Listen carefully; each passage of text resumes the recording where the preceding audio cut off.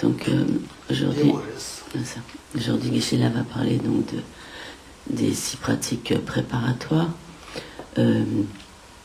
et ceci donc de manière générale lorsque nous voulons nous appliquer à la méditation en particulier, donc à la méditation de la voie progressive, il y a certains préparatifs, donc c'est comme leur nom l'indique, certaines pratiques préparatoires qui sont nécessaires.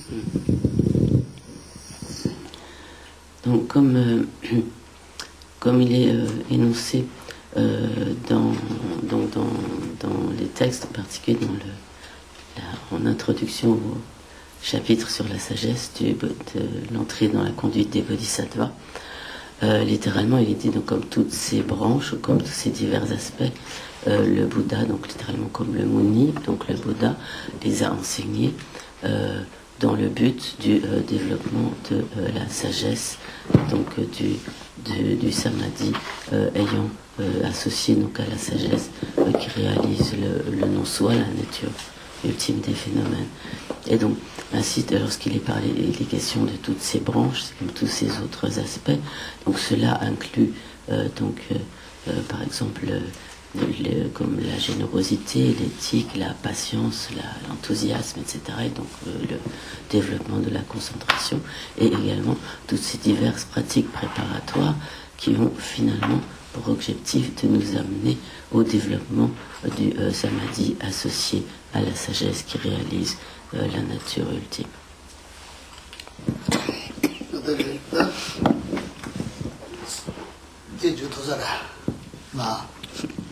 Quand tout est guillé.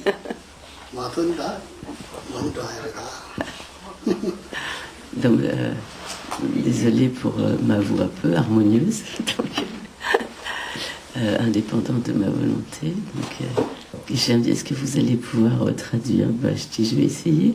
Et j'ai dit, sinon, on récitera des mantras au Manipadme.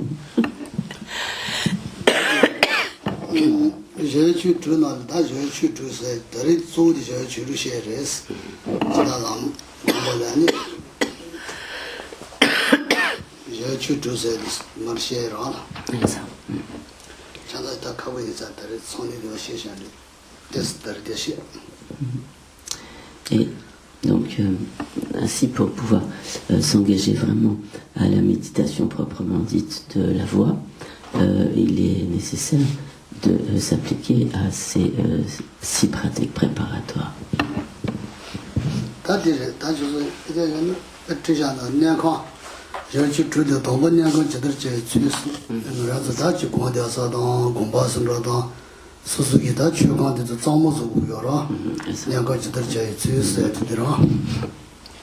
Le tout premier point énonce donc la manière de nettoyer comme la pièce de méditation, ou que s'agisse d'un temple ou de l'endroit où l'on place son autel. Donc il est important de faire en sorte que ce lieu soit propre et donc de le nettoyer. Donc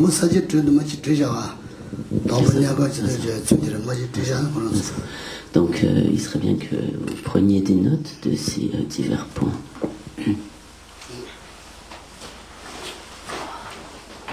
Donc le premier consistant donc à nettoyer la pièce de méditation.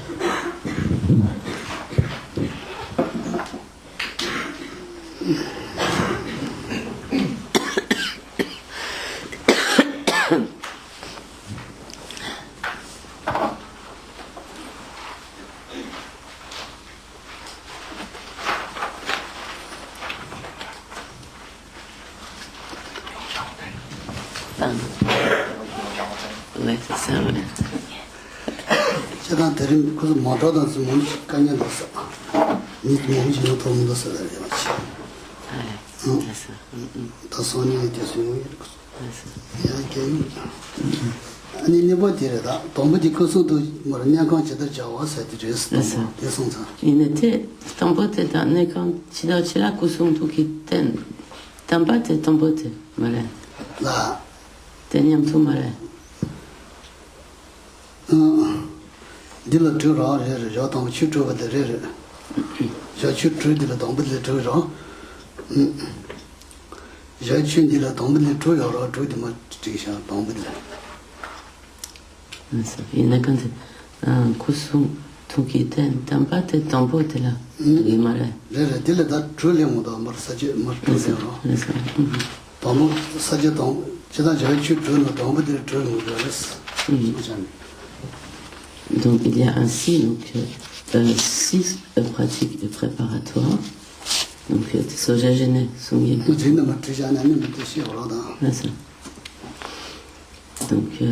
Donc la première qui consiste donc à nettoyer la pièce de méditation et à y placer des supports du corps, de la parole et de l'esprit. Ceci va être expliqué. Sous-entendu des supports du corps, de la parole et de l'esprit des Bouddhas.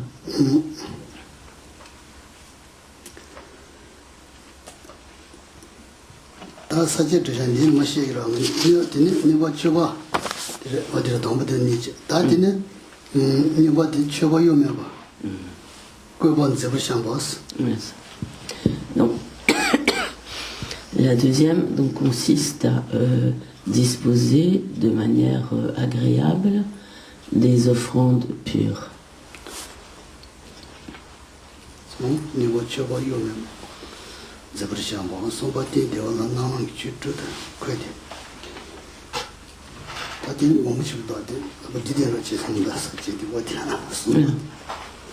Sumbaten de voilà.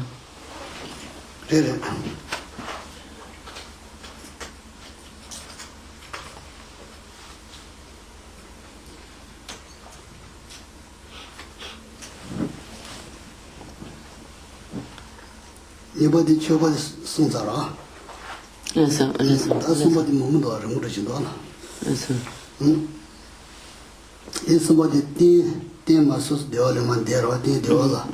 나나게 추 되는다. 거기서 아니 기생 제비중 안에 되어르신 신제소 저와서 되는 안에 제들에서 그래서 또 디잔 단이 마데네스 ndigiroda de dewadin lagumara denes ani chudenda chamboshi jene madya gures deonda den hale je dandres jirama shegida sajidin reshan.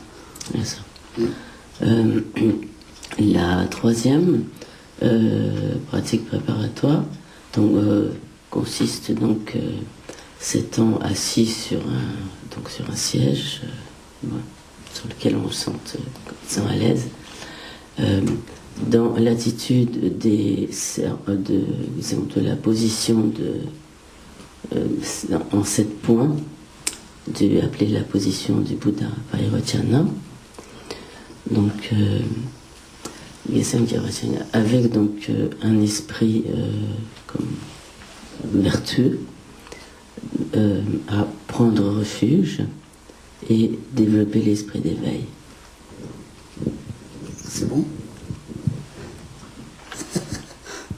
Ça va? Donc tout d'abord, Geshe-la énumère ces diverses pratiques, ensuite bien sûr elles seront commentées. 다들 저는 칼레된 소 침부사들이다 칼레 여러 지금된 소무사이지만 쓰이는 텐데 진짜는 소사 아니 시바디라 시바라다는 시바디 수시 단 소속이 되어 있어야 돼서 들어 수시 Donc la quatrième pardon, consiste à visualiser le champ d'accumulation. En l'occurrence ici, il s'agira des objets de refuge. Comment on va créer mentalement, donc visualiser, créer mentalement les objets de refuge, c'est-à-dire littéralement le champ d'accumulation.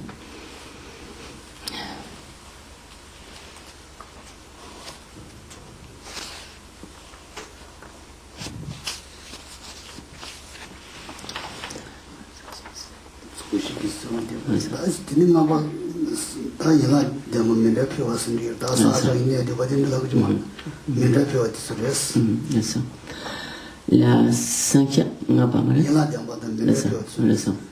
la cinquième qui était la goumara.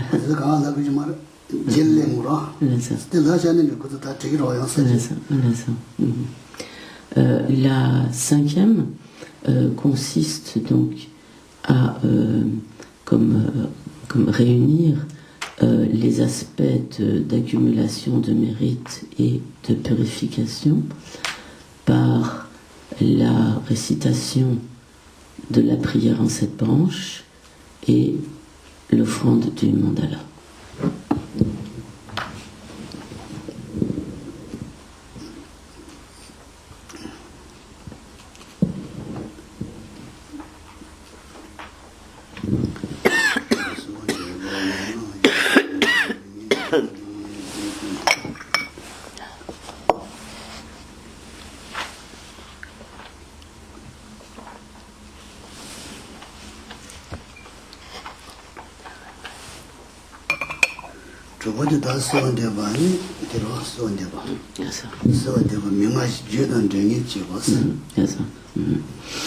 Donc, la sixième consiste donc à adresser des requêtes, conformément comme aux instructions et adresser ces requêtes comme du plus profond du cœur.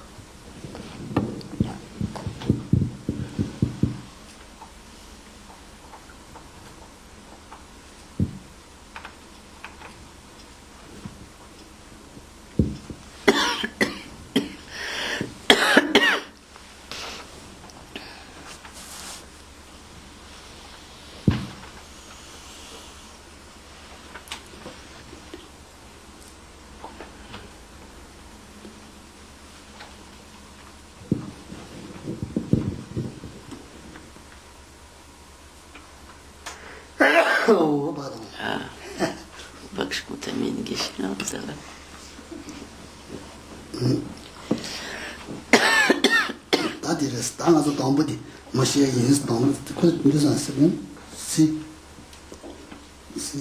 Ça va? Ça va.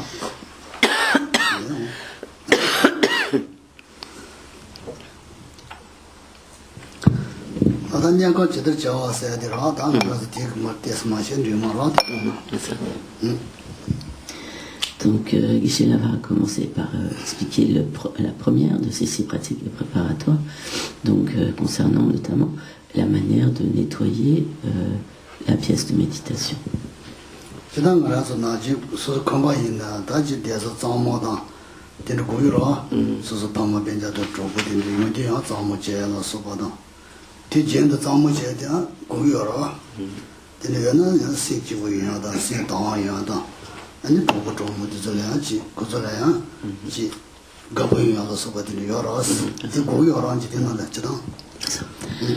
Donc, de manière générale, nous veillons à garder comme propre et à nettoyer notre lieu d'habitation, et cela est important, et tout particulièrement si nous recevons de la famille, des amis, etc. Nous faisons en sorte donc l'endroit soit propre, agréable, ce qui va être en quelque sorte comme apaisant pour tous et amener comme une certaine clarté de l'esprit. Et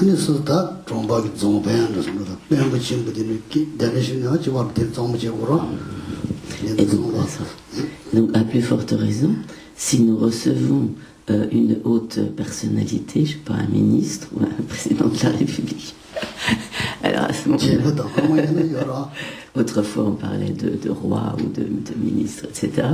Mais, donc, si nous recevons une haute personnalité, donc à plus forte raison, nous allons nettoyer avec précaution le lieu où nous allons recevoir cette personne.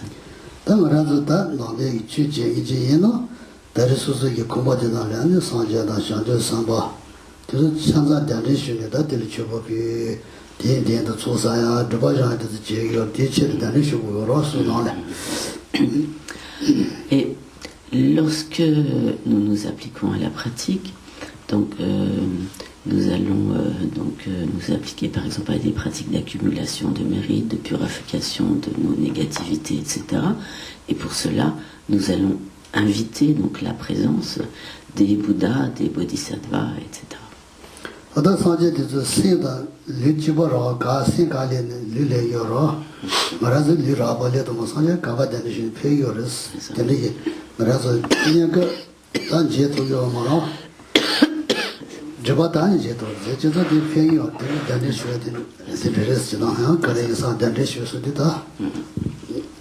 Nous pourrions nous demander qu'est-ce que cela veut dire lorsque nous disons que nous allons inviter la présence des Bouddhas, des Bodhisattvas, etc. En fait, il faut bien comprendre que là où se trouve la conscience, l'esprit d'un Bouddha, des Bouddhas, leur corps est également présent. Ce n'est pas la même chose que en ce qui nous concerne. Mais même si à présent, du fait de nos obstacles, nous ne pouvons pas percevoir la présence d'un Bouddha, donc le corps et l'esprit des Bouddhas n'est pas dissocié. Et donc cela fait que nous pouvons véritablement inviter la présence des Bouddhas.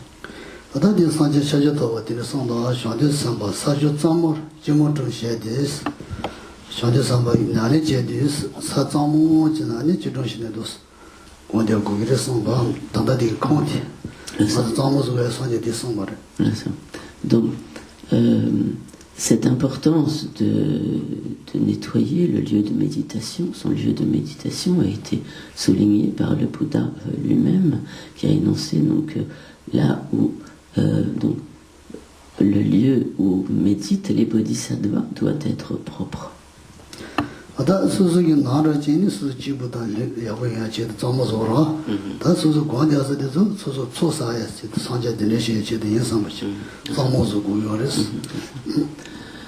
Donc, de manière générale, nous nettoyons notre lieu de vie pour qu'il soit agréable et pour qu'il soit sain aussi, donc pour notre santé, etc. Mais lorsque nous nettoyons notre pièce de méditation, c'est à ce moment-là plus particulièrement afin de, donc en y invitant donc la présence des Bouddhas et accumuler des mérites.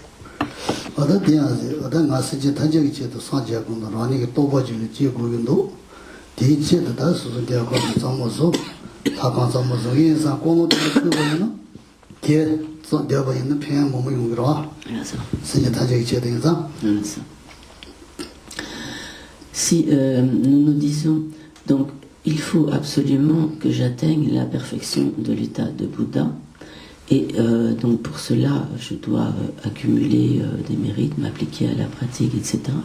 Et c'est dans cette intention, avec cette motivation, que je nettoie ma pièce de méditation.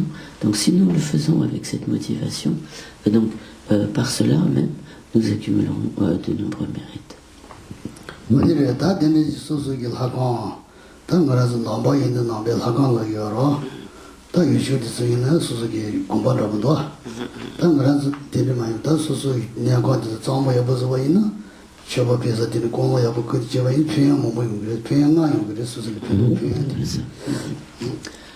Donc ainsi, si par exemple nous nettoyons comme le temple, ou comme d'autres appelleraient ça un monastère, une église, etc., comme pour les chrétiens, c'est une église, etc.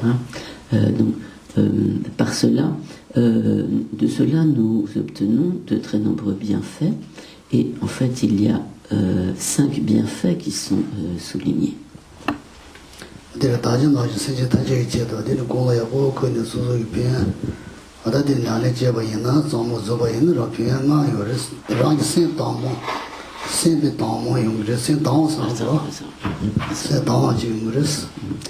ainsi, si nous nettoyons notre pièce avec cette motivation donc de nous appliquer, d'obtenir la perfection de l'état de Bouddha, et donc pour cela nous appliquer à la pratique, lorsque nous nettoyons ainsi, à ce moment-là, en résultat de cela, le premier de ces bienfaits sera que nous aurons un esprit comme clair et limpide.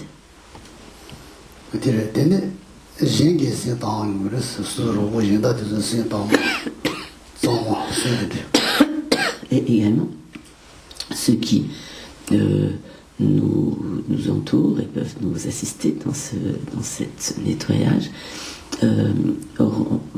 bénéficieront également d'un esprit clair et limpide.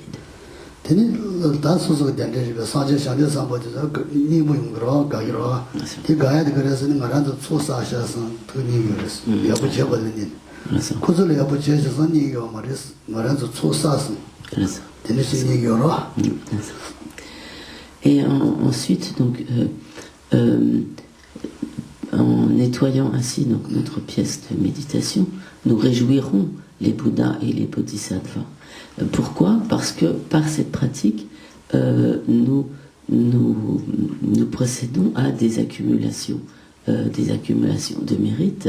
Donc, les Bouddhas, ce qui réjouit le plus les Bouddhas et les Bodhisattvas, c'est lorsque les pratiquants, les disciples, accumulent donc,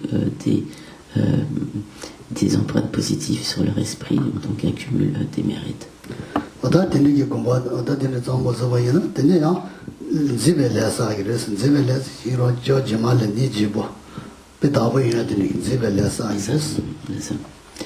Et également, par cette pratique de nettoyage, donc de lieu de méditation, nous produisons une cause qui fera que dans notre vie, littéralement comme la cause d'un karma de beauté, à savoir qu'en résultat de cela, dans notre vie suivante, donc nous aurons un physique agréable.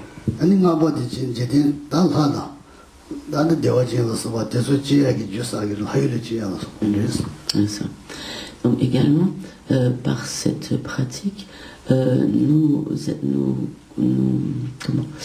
produisons la cause d'une renaissance dans les états d'existence supérieurs, tels que en tant que Dieu ou en tant que Dieu Deva, ou être céleste.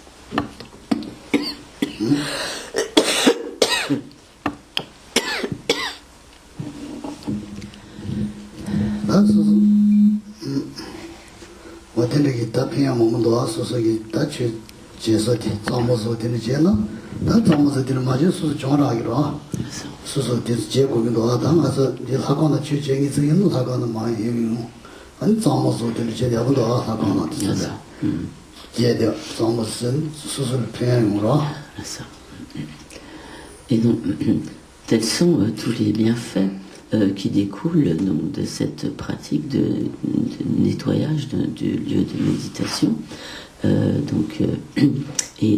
Par exemple, donc, nous pratiquons ensemble donc, dans ce temple, et donc de manière générale, si l'on s'applique à nettoyer le temple, cela en fait nous sera extrêmement bénéfique, car par cela, si nous le faisons bien avec une bonne motivation, nous accumulerons de nombreux mérites.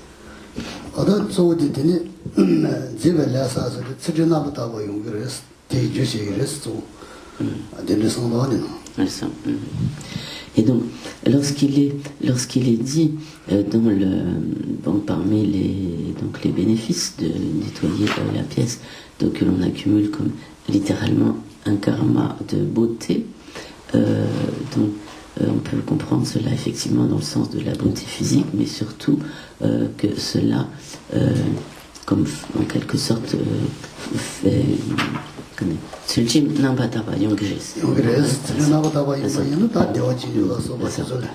Donc cela constituera la cause de la pratique d'une pure éthique.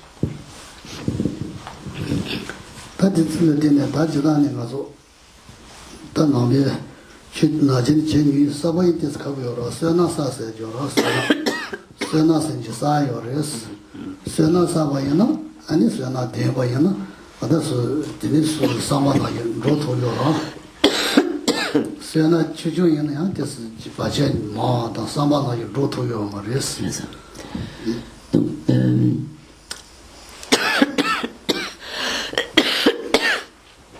lorsque l'on parle de mérite, d'accumulation donc de mérite, il est peut-être un peu difficile de comprendre cette notion pour les plus nouveaux. En fait, lorsque nous avons c'est en quelque sorte comme des stocks d'accumulation positive sur notre courant de conscience, ces mérites, nous pouvons atteindre nous pouvons atteindre les objectifs que nous souhaitons tout au long donc dans nos diverses entreprises et en particulier donc dans notre pratique. Mais lorsqu'au contraire nous sommes dénués de mérite ou que nous avons trop peu de mérite, à ce moment-là nous rencontrerons de nombreux obstacles et à l'accomplissement de ce que nous souhaitons accomplir.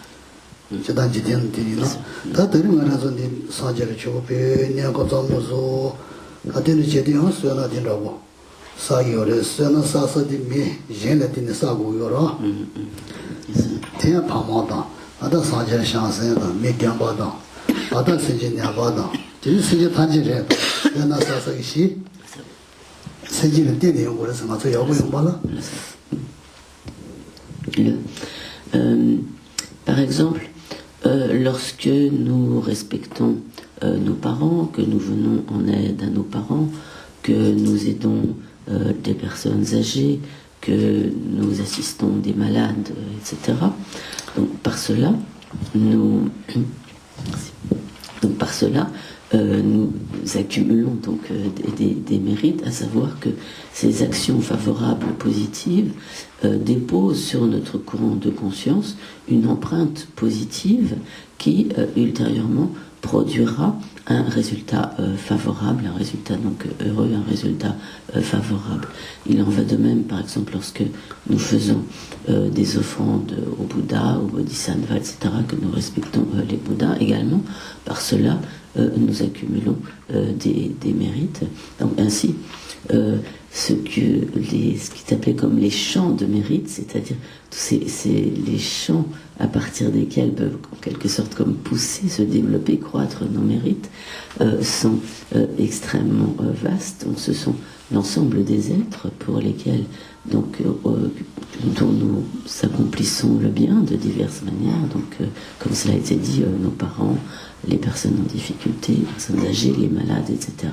Et également toutes les offrandes que nous faisons au Bouddha, etc. Ainsi, tous les Bouddhas et tous les êtres sont autant de champs de mérite en relation avec lesquels nous pouvons donc accumuler des mérites.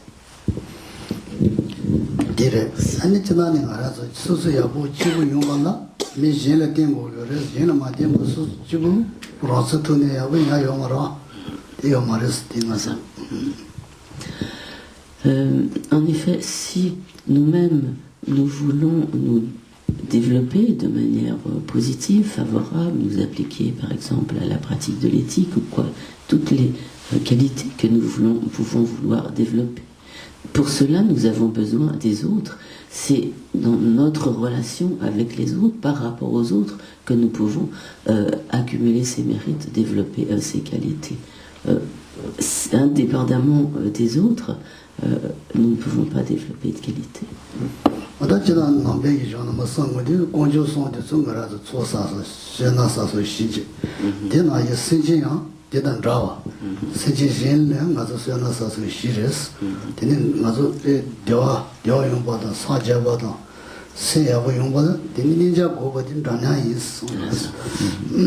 Et donc, comme le Bouddha l'a lui-même clairement enseigné, donc comme les champs ou comme les bases sur lesquelles peuvent croître nos mérites sont en quelque sorte comme indifféremment les Bouddhas, les Bodhisattvas et également donc l'ensemble des êtres. En cela, ils sont totalement égaux pour le développement de nos vertus, de nos mérites.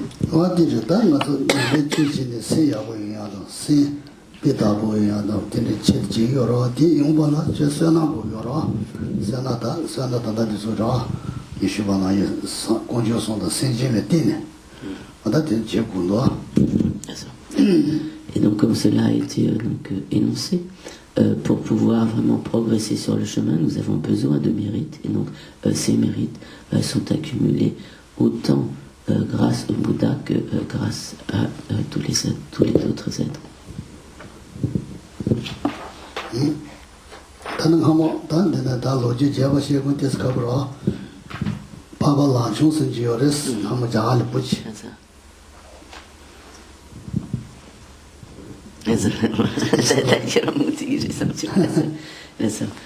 Donc bien sûr, il y aurait de longues histoires qui peuvent être racontées, qui illustrent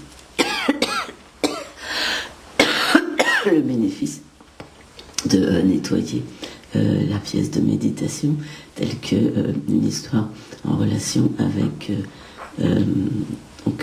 en tibétain Lamjung, qui est littéralement petit chemin, qui est comme Chunda Pandaka en sanskrit.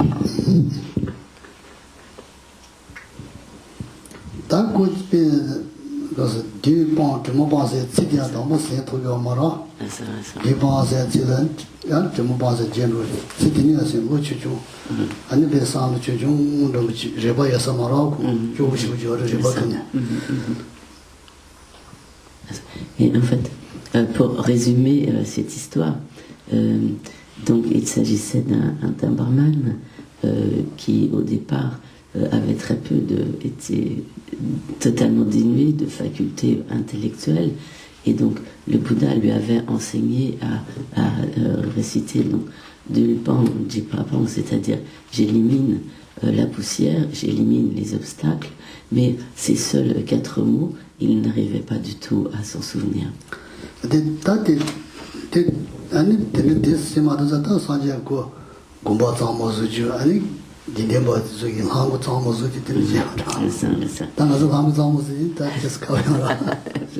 Et donc, afin de permettre à Petit Chemin donc, de purifier donc, ces obstacles, d'éliminer ces obstacles, il lui faisait nettoyer le temple et également nettoyer les souliers des membres de la Sangha.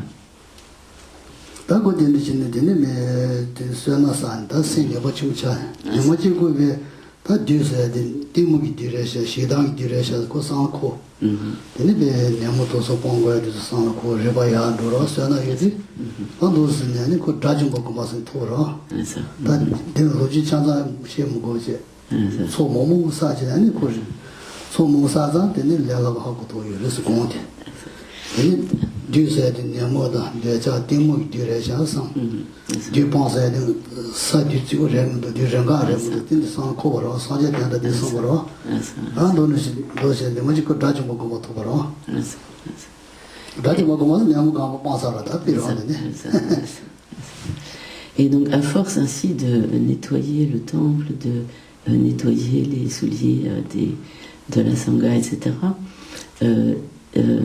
Petit Chemin donc se mit à réfléchir et il se dit, mais finalement, toujours donc en récitant, finalement, comme il commençait à pouvoir réciter donc ces phrases que le Bouddha lui avait apprises, donc il faisait ce nettoyage en récitant donc j'élimine la poussière, j'élimine les voiles, les obstacles, et finalement il en vint à se dire mais finalement cette poussière, ce n'est pas juste la poussière extérieure, c'est la poussière des facteurs négatifs de l'esprit, donc c'est la poussière de la haine, c'est la poussière de l'ignorance, c'est la poussière du désir-attachement, etc. Et donc finalement, il parvint à une compréhension de plus en plus vaste donc, des enseignements du Bouddha, et finalement, il parvint à l'état d'Arhat, et donc à l'élimination de tous les facteurs perturbateurs de l'esprit.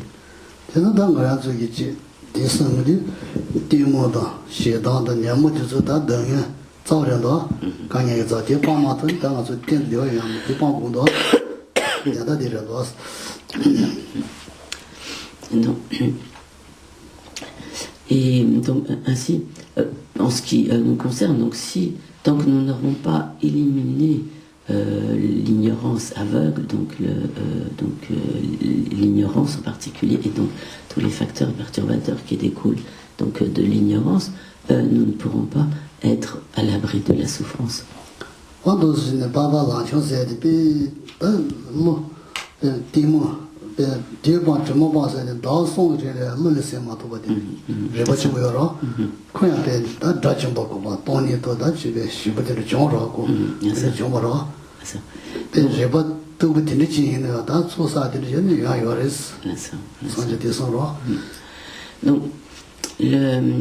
Donc le petit chemin, donc Lamchung, tout d'abord, donc pendant 3 mois, n'arrivait pas même à mémoriser ces simples mots Dulpong, Jipapong, donc éliminer la poussière, éliminer les voiles, les obstacles, mais finalement, en fournissant de nombreux efforts pour nettoyer, etc., donc il finit par éliminer donc, tous les obstacles des facteurs perturbateurs de l'esprit. Donc par conséquent, et devenir donc un arat, celui qui s'est totalement libéré du cycle, quelqu'un qui s'est totalement libéré du cycle des existences. Donc par cela, nous pouvons comprendre que même quelqu'un qui, au départ, serait comme de très piètre intelligence, qui aurait très peu de qualité intellectuelle, par des pratiques appropriées, et notamment donc ce type de pratique, peut finalement développer tout à fait ses capacités, donc non seulement ses capacités intellectuelles, mais ainsi progresser sur le chemin jusqu'à éliminer de nombreux voiles, de nombreux obstacles, et atteindre la libération définitive du cycle des existences.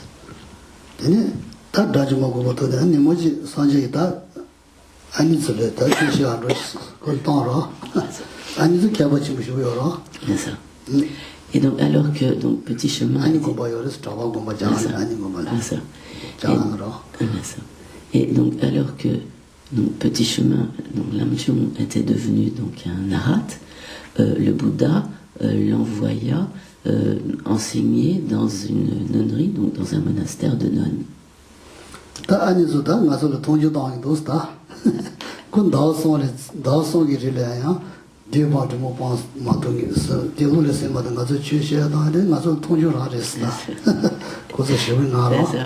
Et à ce moment-là, les nonnes étaient en quelque sorte un peu dépitées, car elles se dirent mais le Bouddha nous envoie nous enseigner quelqu'un qui pendant 3 mois de suite n'a pas été capable de se rappeler de ces simples mots du Ban, du Papon, et est-ce que donc ils avaient le sentiment que finalement le Bouddha les méprisait ou les sous-estimait?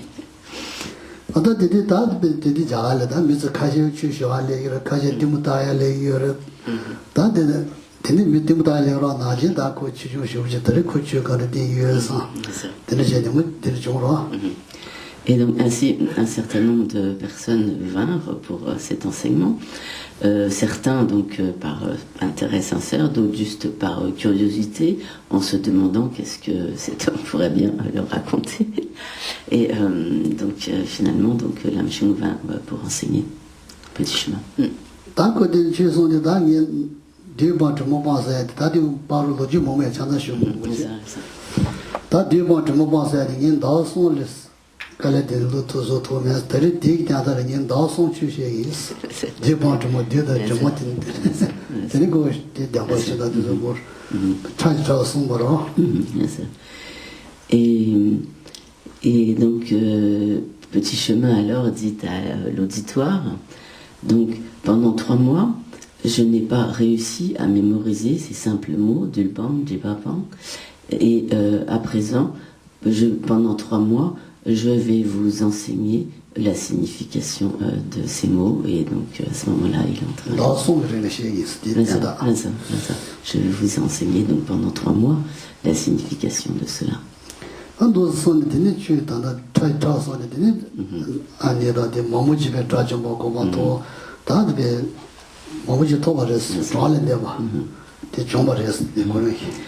Et à ce moment-là, donc, tous les auditeurs furent très impressionnés et tirèrent de très grands bénéfices de cet enseignement que donna donc très détaillé que donna Petit Chemin, en parlant notamment des 4 nobles vérités, etc.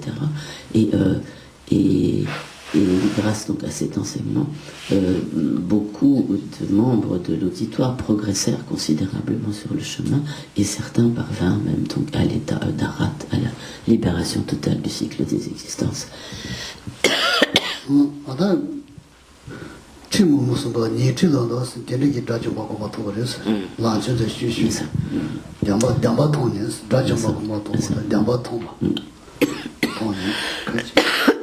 Et il est dit précisément que même des dizaines de milliers d'auditeurs atteignirent donc des réalisations élevées.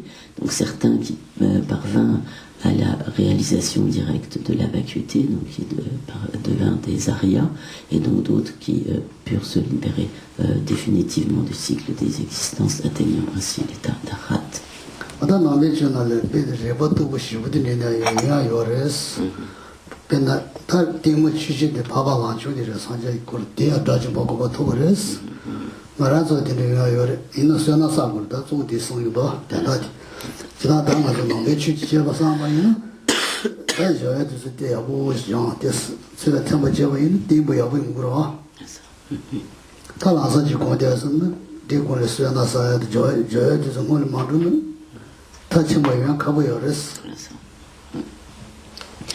Donc, cela nous permet de voir que même si l'on est au départ doté de peu de facultés intellectuelles, d'une piètre intelligence, ce n'est pas pour autant que l'on ne pourra pas progresser sur le chemin et finalement atteindre des réalisations. Mais ce qui est essentiellement souligné par ce récit, c'est que pour cela, il est indispensable de s'appliquer à de nombreuses accumulations de mérite. Si d'emblée on veut entrer dans la méditation du chemin sans s'être appliqué à ces pratiques préparatoires et en particulier ces accumulations de mérite, alors on rencontrera beaucoup de difficultés pour progresser sur le chemin.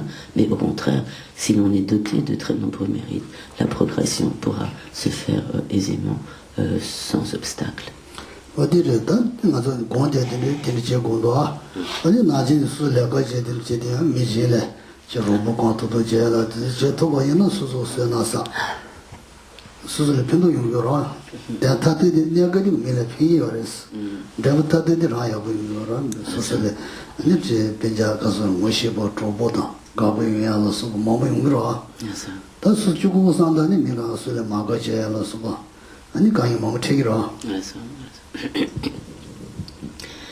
Donc, ces accumulations de mérites sont soulignées par cette histoire, en particulier en accumulant des mérites envers par exemple le Bouddha ou les membres de la Sangha, etc. Mais comme Geshe-la l'a évoqué précédemment, lorsque nous agissons pour le bien des personnes de notre entourage, donc nos parents, nos amis, les personnes en difficulté, des personnes malades, des personnes âgées, etc.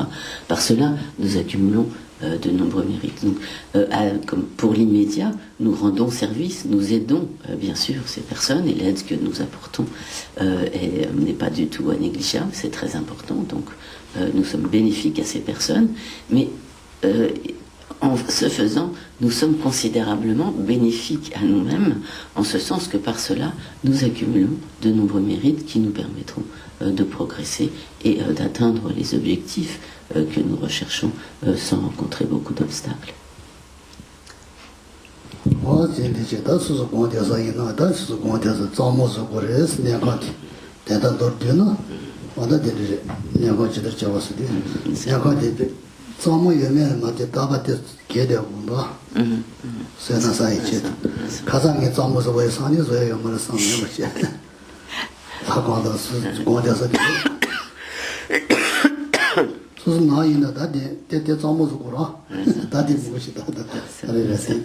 Donc ainsi, cela soulignait donc l'importance de nettoyer donc sa pièce de méditation.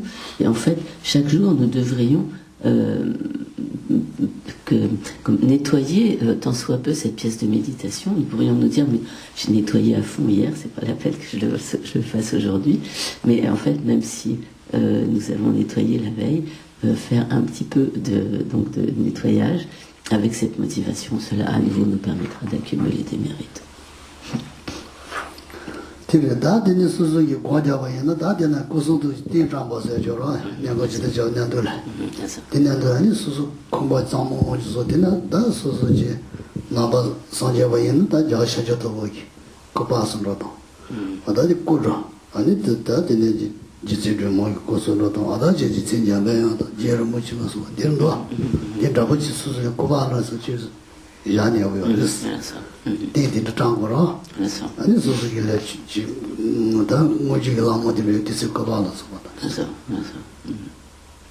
Et donc, la deuxième des pratiques préparatoires donc, consiste à...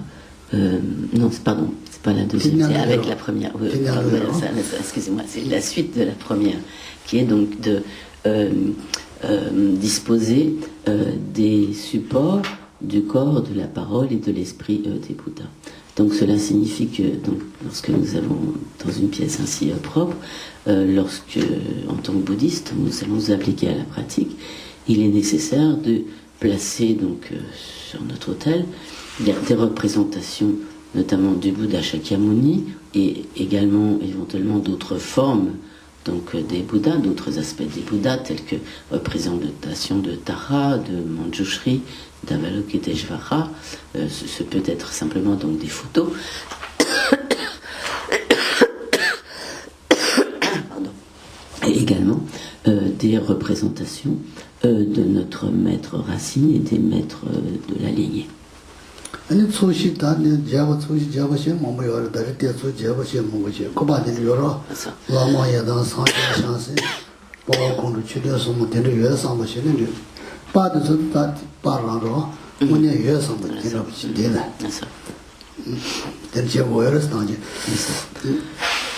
Lorsque donc, nous plaçons ainsi donc, ces représentations donc, des Bouddhas, des objets de refuge, etc., par exemple, ça peut être des photos ou simplement des statues, etc. Mais à ce moment-là, nous ne devons pas penser que ce sont simplement des photos ou des objets de papier ou de métal ou autre, mais penser que les objets de refuge sont réellement présents dans ces représentations.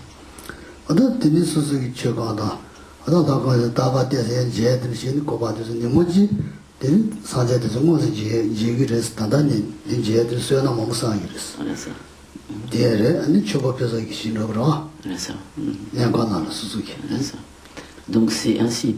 Lorsque nous disposons donc ces objets de refuge, donc tels que le Bouddha et donc diverses manifestations des Bouddhas auxquels nous allons faire donc des offrandes, etc., en les voyant comme étant véritablement les Bouddhas, à force donc d'accumuler des mérites, il arrivera un moment où dans ces représentations comme matériel, nous pourrons réellement voir ou comme rencontrer donc la présence d'un Bouddha.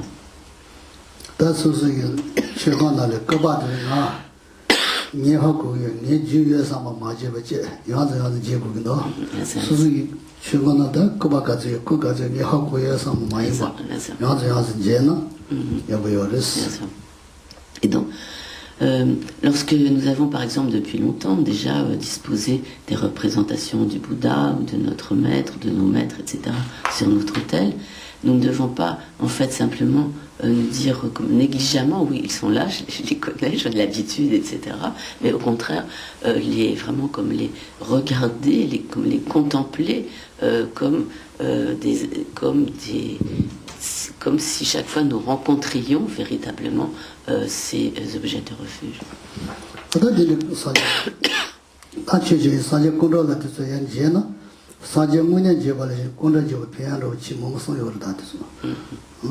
Peut-être plus normal.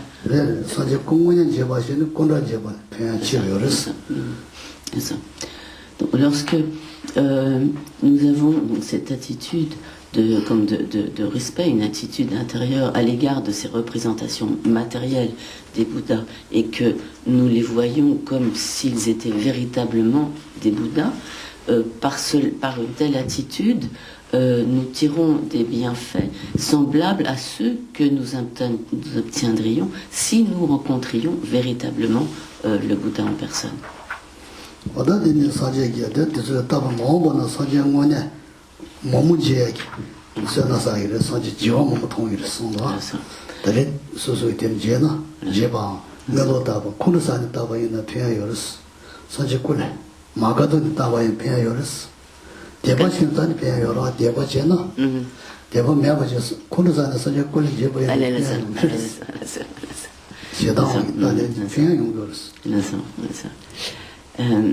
Et donc, ainsi, si nous saluons en quelque sorte que nous rencontrons vraiment ces représentations des Bouddhas comme régulièrement, nous tirons de cela de très grands bienfaits. Donc bien sûr, si nous les contemplons en quelque sorte comme avec foi, cela a de grands bienfaits, mais même si nous les voyons lorsque nous sommes en colère, cela aura néanmoins de grands bienfaits. Mais bien sûr, les contempler avec foi aura des bénéfices extrêmement vastes.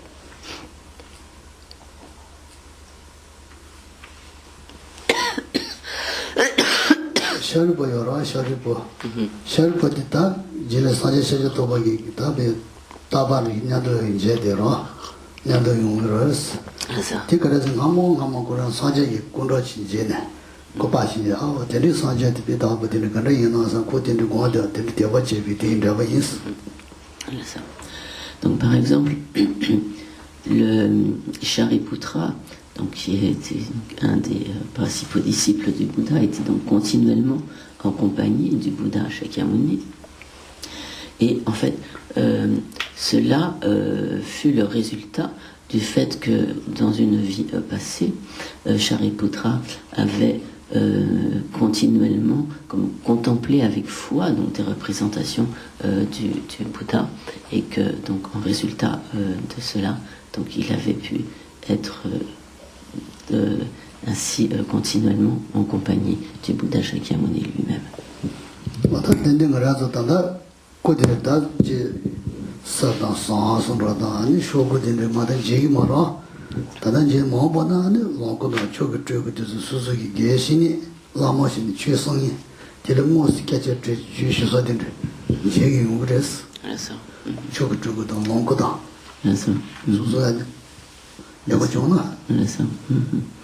Donc à présent, les représentations du Bouddha que nous voyons, ce sont donc des représentations de papier ou de métal, etc. Mais grâce au mérite que nous pouvons accumuler du fait de notre attitude donc de foi, de respect vis-à-vis de ces représentations, ultérieurement, nous pourrons donc véritablement rencontrer des formes d'émanation suprême ou des formes, donc, comme disons, donc des formes d'émanation suprême ou des formes donc, de ce qui est appelé de Sambhogakaya, comme de corps de félicité, de jouissance des Bouddhas, dont nous pourrons comme directement recevoir des enseignements.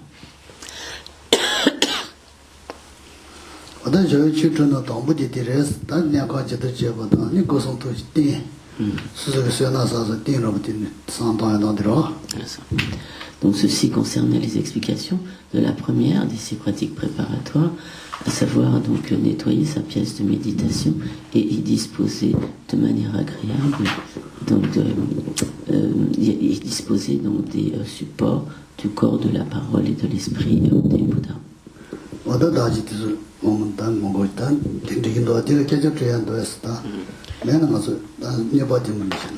Donc, est-ce que à ce propos vous avez des questions avant que Geshe-la passe à la suite?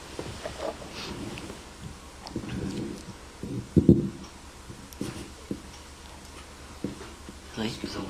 Oui.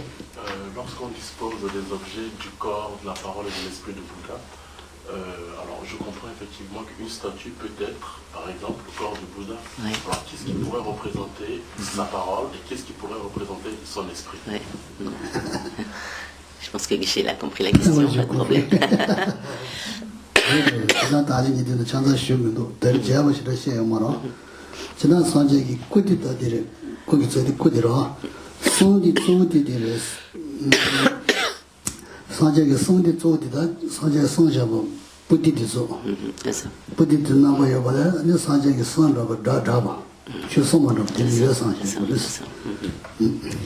Donc effectivement, donc Geshe-la n'est pas rentré dans les détails, mais donc pour ce qui est des supports, donc support du corps, donc effectivement nous comprenons aisément que cela est constitué donc par les statues, les représentations du corps du Bouddha. Pour ce qui est des supports de la parole, ils sont en quelque sorte comme représentés, symbolisés par les textes des Écritures, et à ce moment-là, donc il est important que nous voyions ces textes des Écritures comme en quelque sorte émanant d'eux-mêmes donc le son des enseignements.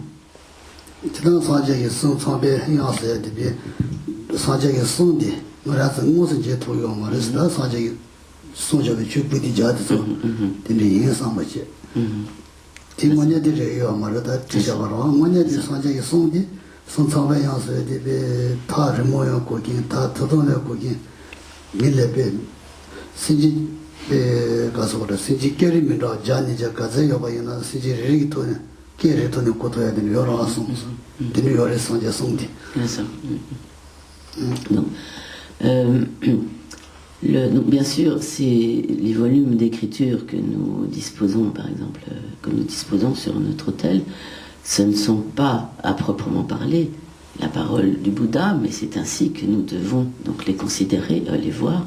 Donc, en fait, la parole du Bouddha donc, est dotée d'un très grand nombre de qualités, donc le son mélodieux, en quelque sorte, de la parole du Bouddha. A donc de nombreuses particularités.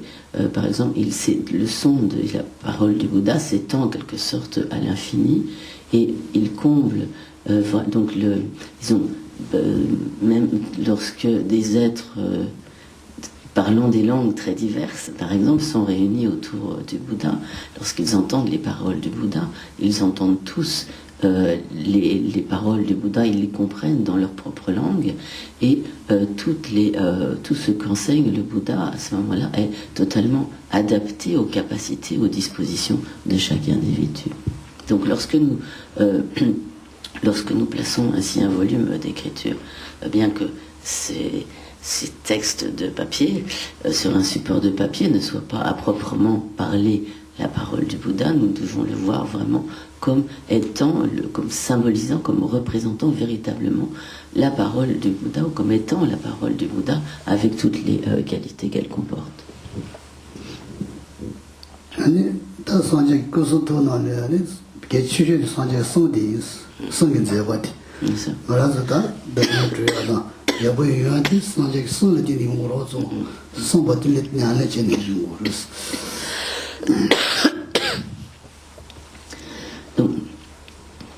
Le Bouddha possède de très nombreuses qualités, les qualités du corps, les qualités de la parole, les qualités de l'esprit.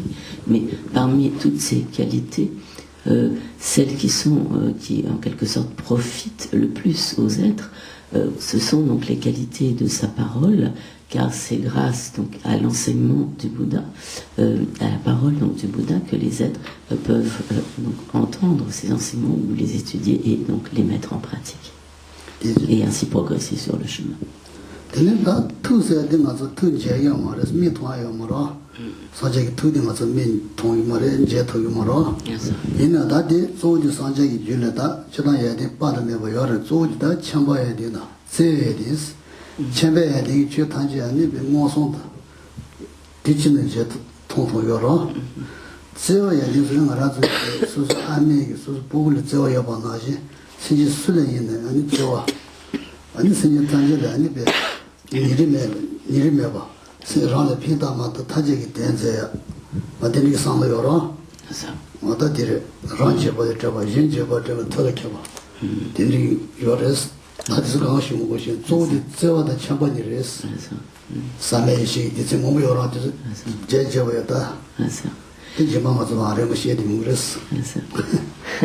Donc pour ce qui est des qualités de l'esprit du Bouddha, elles sont donc extrêmement vastes, et notamment elles sont, on distingue notamment par exemple les qualités d'omniscience, de connaissance, et les qualités de compassion.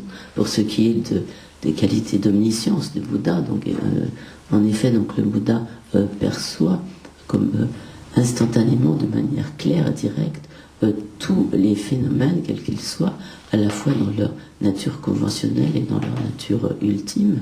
Et également, donc le Bouddha est doté de qualités de compassion infinie, à savoir donc il a pour tous les êtres, sans aucune exception, sans aucune discrimination, la même compassion que celle qu'une mère aurait donc pour son enfant, et donc il agit sans aucune discrimination continuellement pour le bien des êtres, donc mu par cette compassion infinie. Donc, en outre, donc, le Bouddha est pour lui-même libéré de toute peur, de toute crainte, et il est également tout à fait comme savant, habile dans les méthodes qui permettent de libérer tous les êtres de leur crainte. Et donc il agit ainsi continuellement pour le bien des êtres.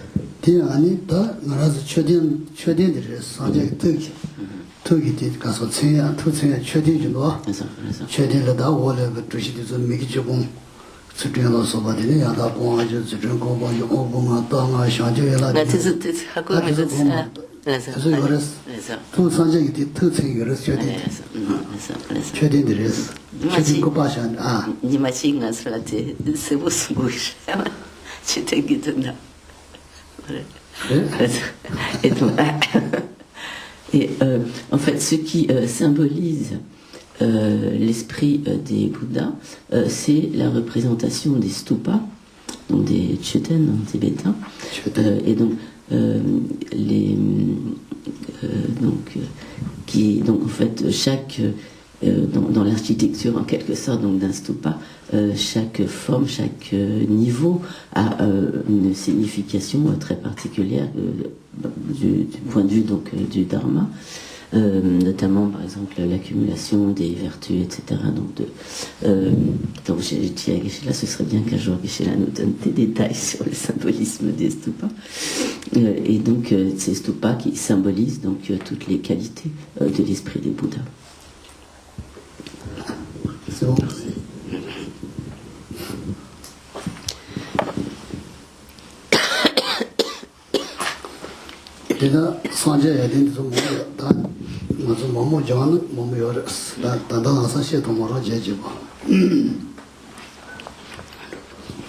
Donc les qualités des Bouddhas, et notamment les qualités de l'esprit des Bouddhas, sont extrêmement vastes. Donc à présent, Geshe-la ne peut pas entrer dans ces détails. Il aura probablement l'occasion d'y revenir dans le cadre d'enseignement sur le Lamrim, sur la voie progressive.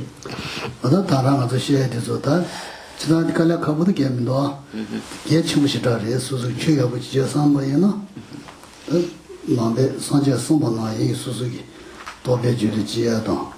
어떤 년에 아버지 수술 병도 여보지 상고 연구소 고교라다. 나제는 대샤마라 쇼베다. Donc, ces points donc, sont extrêmement importants. Donc, si vraiment nous voulons nous appliquer à la pratique et de telle sorte que nous puissions vraiment développer des réalisations par la pratique du chemin, donc nous avons pour cela besoin d'accumulation de mérite et il est important de ne pas du tout négliger les points qui ont été expliqués à l'instant. Donc il ne présente en fait aucune difficulté et donc nous pouvons aisément nous y appliquer.